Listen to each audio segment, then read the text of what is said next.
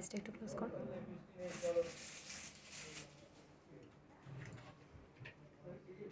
Hello everyone, আমি makeup artist দিয়া। আজকে 31 জুলাই। আজকে আমার একটা ব্রাইডাল ওয়ার্ক আছে, তো সেই উদ্দেশ্যে বেরিয়ে পড়েছি। তোমরা সবাই জানো আজকে প্রচণ্ড বৃষ্টি বাইরে।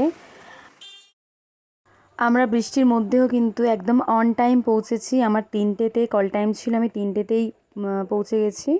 আমার ব্রাইড কিন্তু টেনশনে ছিল, কারণ ওর 7:30 থেকে বিয়ের লগ্ন ছিল, তো সেজন্য ও একটু টেনশনে ছিল। বাট আমি একদম ঠিকঠাক টাইমেই পৌঁছে গেছিলাম। গিয়ে দেখলাম আমার ব্রাইড একদম রেডি, তো আমি ঝটপট শাড়িটা আগে ড্র্যাপিং করে নিয়েছিলাম, দেন আমি স্টার্ট করে দিয়েছিলাম মেকআপ। আর আজকে আমি আমাকে অ্যাসিস্ট করার জন্য নিয়ে গিয়েছিলাম আমার সেকেন্ড ব্যাচের স্টুডেন্ট সুপর্ণাকে। ওর এটা ফার্স্ট এক্সপিরিয়েন্স। তো যাই হোক, আমি আমার ব্রাইডের থেকে শুনে নিই ও কীরকম লুক চায়। হ্যালো সৌমিলি। হাই। তো বলো, তোমার আজকে বিয়ে, আমার কাছে তুমি তোমার ব্রাইডাল লুকটা নেবে, তো কীরকম লুক চাও? আমি একটু সিম্পলের মধ্যে চাই, চোখটা যাতে একটু টানা টানা হয়, আর চুলের মানে সিম্পল মধ্যেই আমি স্কিন টোনের মধ্যেই চাই, যাতে স্কিন টোনটা ম্যাচ করে যাতে তো হয়। তোমরা শুনেই নিলে আমার ব্রাইডের আজকে কী কী রিকোয়ারমেন্টস ছিল।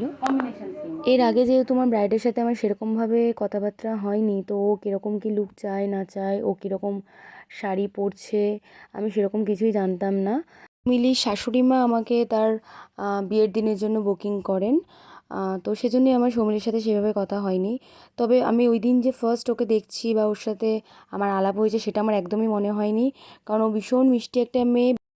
ও শুরু থেকেই শুধু আমাকে একটা কথাই বলেছে যে দিদি, আমার মেকওভারটা যেন খুব বেশি লাউড না হয়, আর আমার স্কিন টোনটা যেন অ্যাজ ইট ইজ থাকে।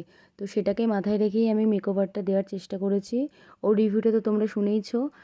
আমি সবসময় চেষ্টা করি আমার ব্রাইডদের ডিমান্ড ফুলফিল করতে, আর আমি নিজেও খুব পছন্দ করি স্কিন টোনটা অ্যাজ ইট ইজ রাখতে, কারণ আমার খুব লাউড মেকআপ ভালো লাগে না। তবে ক্লায়েন্ট চাইলে অবশ্যই আমরা সেটা করে থাকি। আমার next professional bridal master class start হচ্ছে 1 সেপ্টেম্বর থেকে। আমার ক্লাসের সিট সংখ্যা কিন্তু খুবই কম। তোমরা যারা চাইছো অ্যাডমিশন নিতে তারা ঝটপট যোগাযোগ করে ফেলো। আমার কোর্স ফিজ কিন্তু খুবই কম, ইনস্টলমেন্ট অ্যাভেলেবেল আছে। তো তোমরা যারা চাইছো অ্যাডমিশন নিতে তারা ঝটপট আমার সাথে যোগাযোগ করতে পারো। 9836574257, এটা আমার অফিসিয়াল নাম্বার। আর ব্রাইডাল বুকিংয়ের জন্য তোমরা সেম নাম্বারে যোগাযোগ করতে পারো।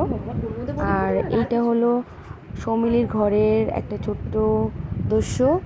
ও সারাক্ষণ আমার পায়ের সামনে ঘুরঘুর করছিল, আমার ভ্যানিটিতে উঠে বসেছিল, মাঝে মাঝে এসে পায়ে সুড়সুড়ি দিচ্ছিল। সুপর্ণা একটুখানি ভিডিও নিয়ে নিয়েছিল ওর। এদিকে আমি পাউডার, ব্লাশার, কন্ট্রোল করে নিয়ে আমি লিপস্টিকটা পরিয়েই কলকা করতে স্টার্ট করব। ঠিক সেই সময় দেখি আমার ব্রাইড ঘুমিয়ে পড়েছে। মানে আমি যতক্ষণ কলকা করেছি প্রায় 4 থেকে 5 মিনিট ধরে, আমার ব্রাইড কিন্তু বেশ ভালো মতোভাবে ঘুমিয়ে নিয়েছিল। তবে আমার ব্রাইড খুব টেনশনে ছিল, যেহেতু বাইরে প্রচণ্ড বৃষ্টি হচ্ছিল। ব্রাইড ভাবছিল যে বাইরে এত বৃষ্টি আমি কি করে পৌঁছাবো গিয়ে, কিন্তু আমাকে দেখে ওর স্বস্তির নিঃশ্বাস পড়ে। তো আমার সব ব্রাইডদের উদ্দেশ্যে এটা বলার যে বাইরে ঝড় জল বৃষ্টি বন্যা যাই হয়ে যাক না কেন, আমরা কিন্তু বুকিং নিলে আমরা অবশ্যই ঠিকঠাক টাইমেই পৌঁছানোর চেষ্টা করি। আর গিয়ে যদি দেখি যে ব্রাইড পুরো রেডি, তাহলে আমাদের ব্রাইড করতে আরও বেশি ভালো লাগে। তো আমি কলকাটাও ঠিক সৌমিলির পছন্দ মতো করেছি, ও ঠিক যেরকম বলেছিল সেই রকম। আর এরপর আমি হেয়ারস্টাইল করে নিচ্ছিলাম। তো হেয়ারস্টাইলটাও আমি ফ্রন্টে হালকা লাইন্স করেছি, সৌমিলি ঠিক যেরকম বলেছিল সেরকম।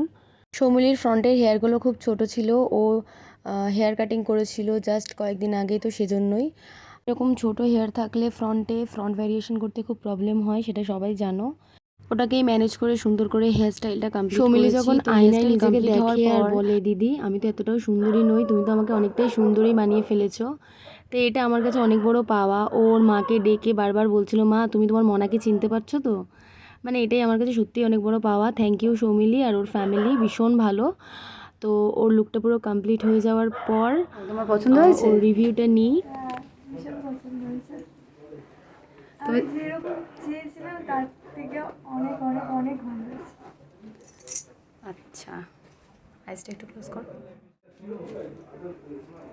সব কিছু কমপ্লিট করার পর আমরা এবার গুছিয়ে গেছে যখন বাড়ির দিকে ফিরছি, আবার ঝমঝমিয়ে বৃষ্টি এলো।